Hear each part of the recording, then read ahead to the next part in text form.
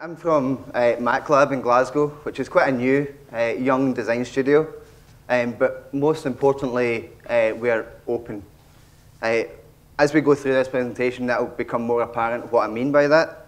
But basically, what I want to talk to you today about is the open source design movement and what that can do for you, for me, for the industry, economy, social aspects. Everything you can imagine can be impacted by this movement. In our design studio, just off Buchanan Street in Glasgow, we don't have a front door, and we're open to the public. I trained as an architect and have worked in Scotland, in Switzerland, a bit of work in Germany, and come across a wide range of technologies through the range of work and education I've been involved with. What that has led me to realise is that there's a very wide discussion to be had about design, and the very open question for today is, what is design? And there is no answer, but there's a lot of takes on that idea and what that question might lead us to talk about. TED is a wonderful sort of organisation which first brought to the world this notion of open source design. Neil Gershenfeld at MIT in the States started a sort of facility, a studio, an academic studio, based around technology primarily, but design and innovation. And this was at his facility called the Center for Bits and Atoms. Neil Gershenfeld, who you can find on the TED website, I think he just did another one a few days ago, started a thing called Fab Labs. Our name is very similar, for obvious reasons. And he started this movement where, okay, we've got technology and we've got ways of doing things, but what are we using it for? And how do we make it accessible to all the people who need to get it? Just like Mary's Meals is taking a necessary service to people who need it. There's no point having an idea and not sharing it, not taking it a bit further, and offering it to those people who actually need it, need to use it on a daily basis. So we sort of experience design every day. You're experiencing probably about 50 facets of design as you sit here. And we're very used to, in the media and everyday life, certain designers standing out. And does anybody know who this is? Yes. And what's his role in design? Yeah, he's an industrial designer for Apple. So iPads, iPhones, MacBooks, and a lot of other products. That's 10 points for knowing who he is, first of all. He's responsible for a lot of industrial design that we see every day, and we don't really perceive it as design. It's just an object that we have. But what is design? Just what you're sort of led to believe that a designer creates, and that you use it for some purpose? Or is design every time you sit down and think about something? Is every time you sit down and do some design sketches here, courtesy of Lenovo, sketching out ideas for monitors, products you use every day, furniture, cars? Or is it actually more than that? Is a product just the tangible, physical realization of design?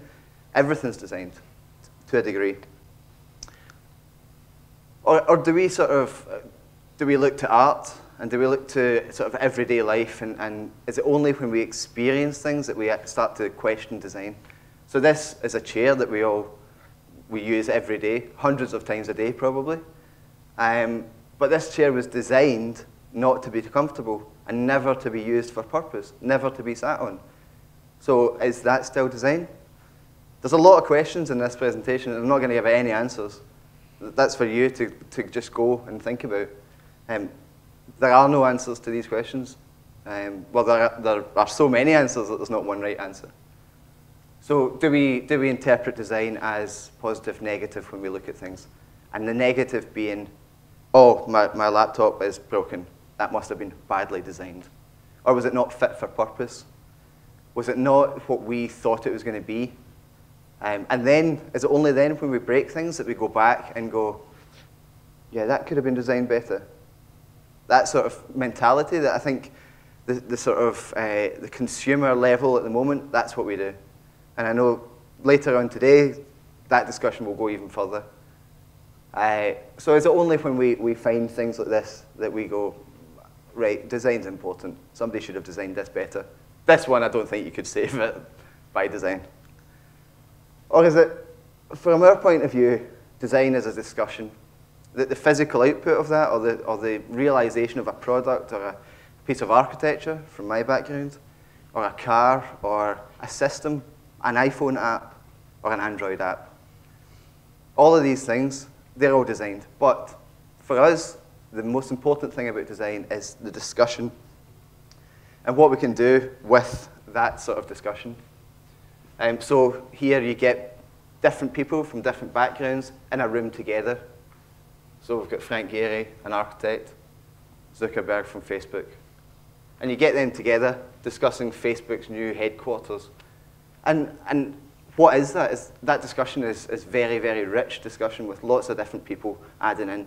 It's all, like if we were to start all discussing your favorite food, just because it's a very wide topic, then there would be so many voices there, and that makes the end result very, very rich because there's so many facets to it.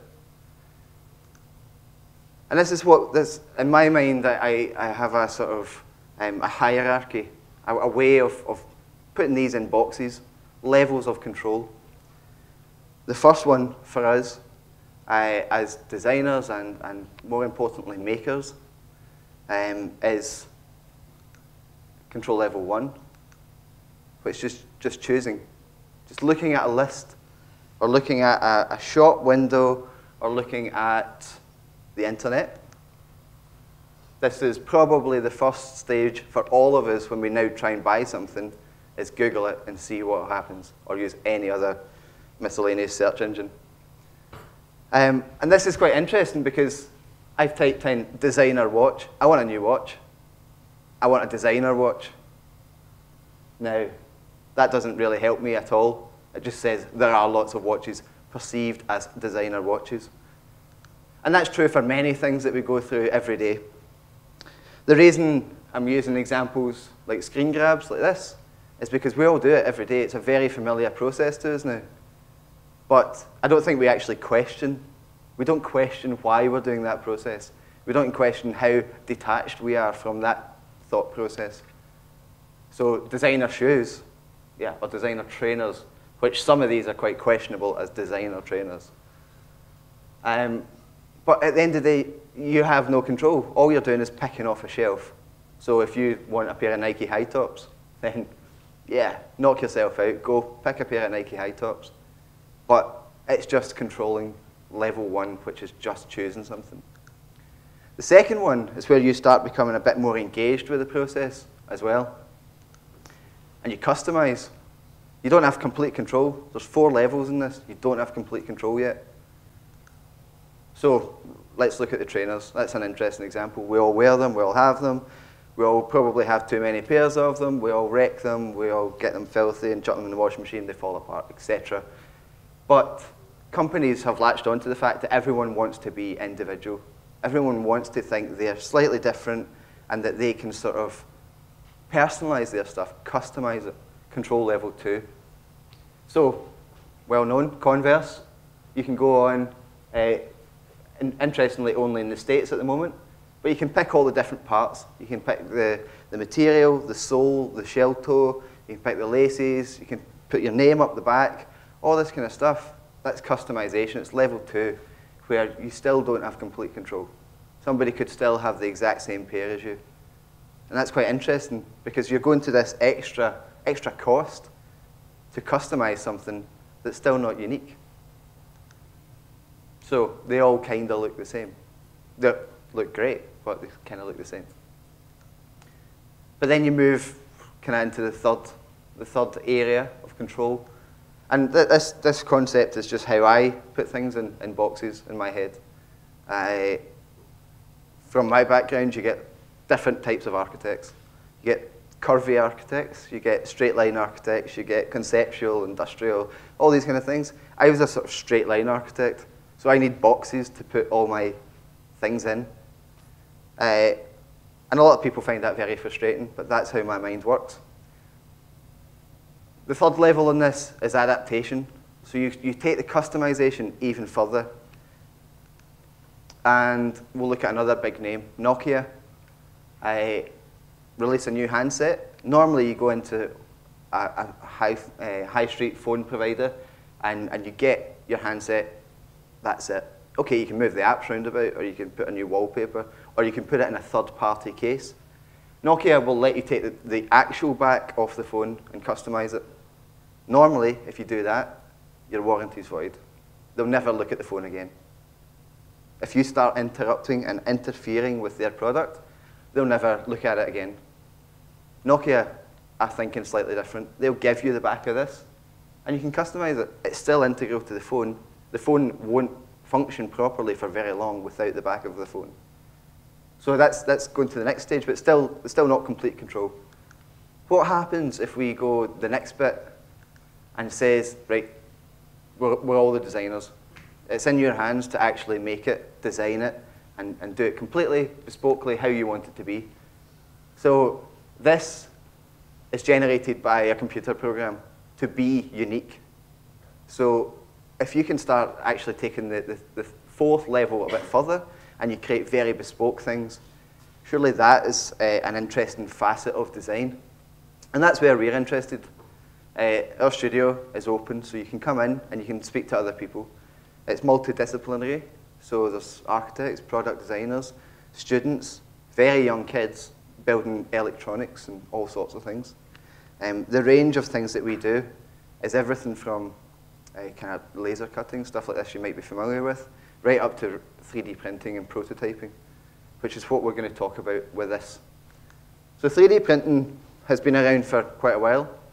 It was quite an industrial process, so it was very, very expensive and very, very sort of almost elitist, that you had to be in a certain sector, you had to be in a certain research division of a university, of an academic field. But that's inherently problematic, because that's not the people who really, really could utilize this and make it really unique. I don't know if this will work. If not, fortunately for this, we have, no. Fortunately, we have a real-life example. While we're having your lunch outside, we've got the real-life example of the 3D printer. So this is a machine where we can design a 3D model, or even before that, take a physical model and scan it in and utilize that information to then create a physical entity after that. So let's go back to Nokia and say, right, okay, so you can download this model, this computer file of a bit of this high-end product. And mobile phones are high-end products. We all have them, but they're expensive. And you know what it feels like when you break it or you leave it on the train. I almost left mine on the train on the way here. And thankfully Scottish Rail let me back on. But all these things we're sort of very familiar with having, but they're still high-end products. So what happens if we can make these at home? What happens if we can utilize a 3D printer that all it does is take a raw material, heats it up, in one example, heats it up and extrudes it and builds as a physical object? This seems like witchcraft, and it was to me the first time I saw it. I was standing in a university watching a machine create a physical object in front of me from what looked like nothing. It was pulling material from somewhere around the back and making this thing in front of me. And it's very, very easy to adapt this process. So we can take these pieces of hardware and create very unique things. Things that because you've created it, no one else will have done it exactly like what you've done. And you've done it because that's your requirement. That's the way you want it to be. So industrial designers, product designers, fashion, a lot of very, very high-end brands are utilizing 3D printing to, on the left, create very bespoke, intricate pieces, or on the right, create very innovative pieces. This is a 3D printed football boot, which is, I believe, the lightest football boot, increases the 40-yard dash. In other words, how quickly can you get to the ball, take the ball, and continue play. But utilizing technologies that can be very bespoke is what we're interested about. But the bit after that, what do you do with it? You've created a product, you've created something that suits you, but you've also created a bit of a design process. You've created a facet of this big discussion. And MakLab was set up, it was about 3 years in discussing the idea, and my colleague Bruce and Stuart, the three of us came together and decided, right, okay, here's how we're going to put it into action. Bruce had the idea. I had a bit of experience in Switzerland with this kind of stuff. And Stuart, strangely, we're all from architectural backgrounds, but Stuart had a laser cutting company as well, so he knew how machines worked. He knew how you could take stuff and personalize it. But the interesting bit is when you go a bit further, and the open source design movement is what we are integral, or it's integral to what we do on a daily basis. And that movement says that you can design something, you can make some sort of innovation, and you can utilize it for your own good, and you can download others. So the front row could all design phone cases, the back row could all design cars, and we share that information, and we discuss that information. But the only requirement is that you document how you use it, so you talk about it. Could be the simplest form of documentation. Or you write it down. You get a lot of wikis, which are like Wikipedia, but you can just list information on it. You get lots of blogs, like TED is a fantastic example of, if you go on the TED website, there's flying robots and there's all sorts of things which are amazing. But the real benefit of that is if you take it a bit further. And our concept is sharing it. So there's open source websites. This is one of many. Thingiverse, where we can take somebody else's model, download it, adapt it, and share it again. Sharing is the key part. Just like we heard others talking about sharing experiences, sharing knowledge about Wonder Woman body poses, sharing that with somebody else, enlightening them, helping them further themselves, that's what the open source movement's about as well. So you can develop little gadgets. And this is primarily about 3D printing today because there's one outside for you. But it means that you can develop clever little things, very unique things that can be personalized by everyone all over the world.